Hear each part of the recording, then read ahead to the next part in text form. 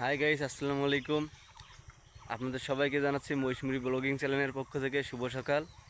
তো আজকে আপনাদেরকে আমি দেখাবো কিভাবে দেশীয় পদ্ধতিতে লাঙ্গল জোয়ালের মাধ্যমে গরু দিয়ে জমি চাষ করে কিভাবে তারা ফসল ফলায়। তো আপনারা দেখতে পাচ্ছেন আমার এখানে এক ভাই জমি চাষ করতেছে। তো এই জমিতে দেশীয় পদ্ধতিতে লাঙ্গল জোয়াল ব্যবহার করে গরুর মাধ্যমে চাষ করতেছে। তো জমি চাষ করার পরে সে জমিতে মই দিবে এবং তারপরে সে এখানে পাটের বীজ রোপণ করবে। তো আসলেই আমাদের গ্রামীণ পদ্ধতিতে জমি চাষ করে বিষয়টা অনেক পরিশ্রমের, যদিও কিন্তু বিষয়টা অনেক ইন্টারেস্টিং।